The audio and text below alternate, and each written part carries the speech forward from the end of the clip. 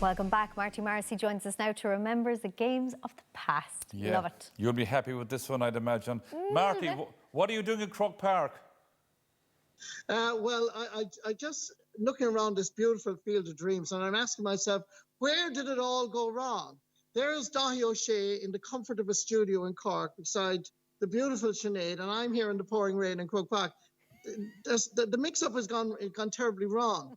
But that having been said, nice to have you on board, Sinead, on the Today Show. And it's great that you're there because, well, obviously I love Maura.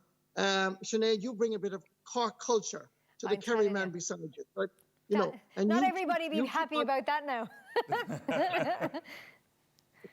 So today, we're just going to talk about Cork.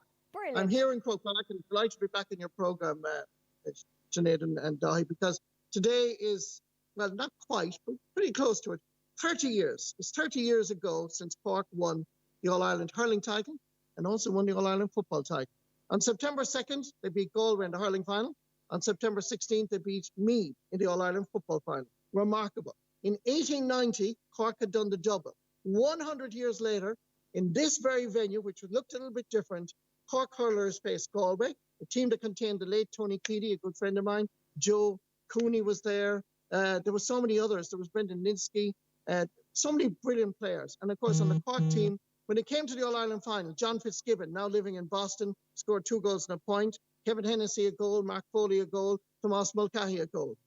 But they were all talking in Cork about the double. Could they actually do, the Rebels, win the double in the same month, in the same year? And this is what happened. You can't touch this. You can't touch this. And towards Tomás Mulcahy. In the clear. A Cork goal perhaps, yes! John Fitzgibbon. It's a goal! A team of no-hopers started this championship. Lead the favourites. There's another one!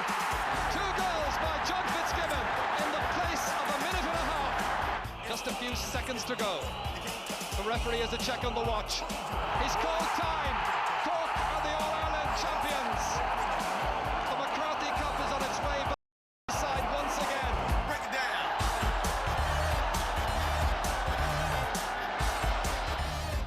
The big sign over the city said it all. Cork is on the verge of a huge celebration.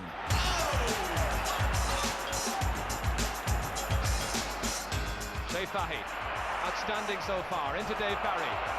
Mick Slocum here. Paul McGrath offers a bit of variation. The option was well chosen. Colin going on a solo effort. Up with Larry Tompkins. Brilliantly brought down by Kevin Foley. That really is senseless. I think he's been sent off.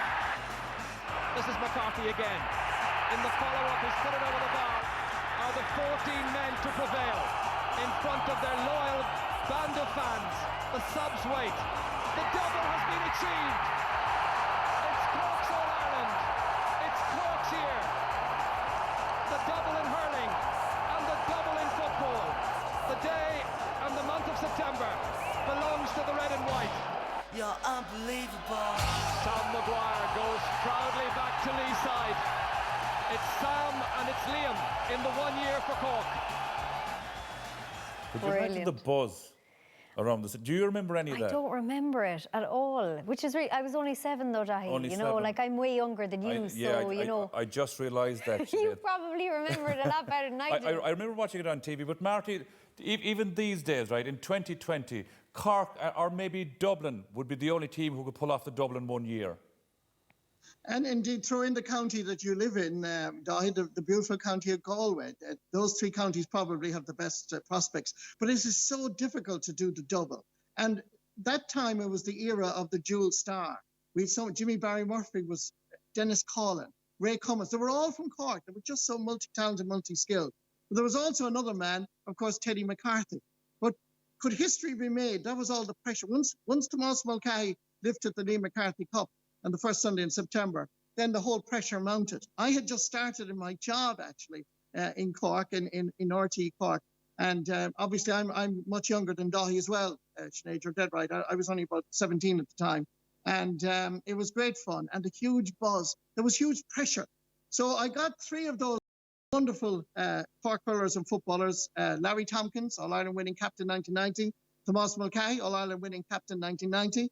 And Teddy McCarthy. Himself and Dennis Walsh were on both teams, but Teddy was on actually both teams. So he is the only man to win All-Ireland medals on the playing field in the same month, in the same year. But what was the pressure like? That was the question when I gathered the 3 stars in Páirc Uí Chaoimh. All-Ireland final day is a pressurising day. It affects people in different ways. People that you room with at night time maybe wouldn't have the best of sleep. Fellas are anxious to early morning. People are nervous in the dressing room. And look, to be honest with you, we didn't have a good first half. We were 5 points down against Galway. Galway probably could have been another 3 or 4 points up, but it's probably history now what went on in the dressing room at half time with that famous man in the cannon, and those 3 or 4 guys taken into the shower area, take off your tops, and buckets of ice cold water thrown up on top of them, and he just simply said, "You're in Croke Park, it's time to wake up." We were massively focused, as I said, just for Meath, because like the hurlers, back on April in Easter Sunday we played a league semi-final against Meath, and that was a nasty affair. Turned out nasty on and off the field.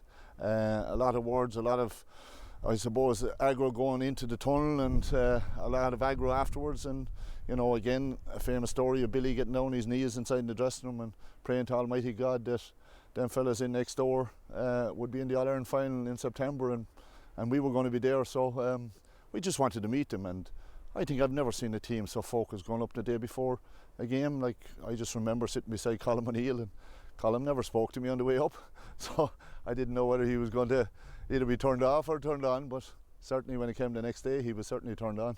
I just felt, you know, the 2 management teams handled it very well, you know. They bounced off one another. There was no pulling and dragging, but in saying that, it was probably a lot easier to do it then, because there was always a 2-week gap, bar that would be probably a replay of something, some description. But realistically, I suppose, in 90, I was just a bit unfortunate, I suppose. I missed out on the Munster Championships through injury, so I missed the duration of the Munster Championships. Probably that kept me fresh a bit going into the All-Ireland series. And you know, I came on as a sub in the hurling, and I came straight into the so there was a bit of pressure, media pressure realistically, but you know, I was working with Beamish and Crawford at the time, and you know, in fairness to them, they kept the media at bay at that stage, you know, but yeah, it was very enjoyable. It was a great occasion. I remember chasing you myself. Couldn't find you. You weren't fit, Marty. For a captain, absolutely brilliant. I followed in the footsteps of so many great people in the past, and just I was delighted to do so. And like I said there, maybe over the last couple of weeks when I went up, I had a look at just out of the corner of my eye, and 3 seats back was the famous Jack Lynch. He was my hero growing up. Taoiseach, what a player for Cork hurling and football. So many All-Ireland winners, medals, captain himself, and he was there, and he was out at the banquet that night. So a special, special occasion. Did it change your life? I mean, to be that dual star? Well, have one look at me, Marty. What do you think? You're looking good, Teddy, you're looking good.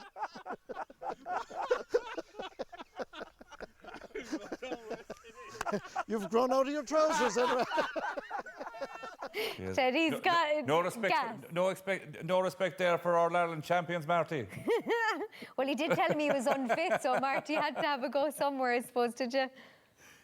I'm a lot fitter now, though. I can promise you. And you look at Marty. Come here. We have a few county finals coming up at the weekend. Where's the action? Where will it be happening?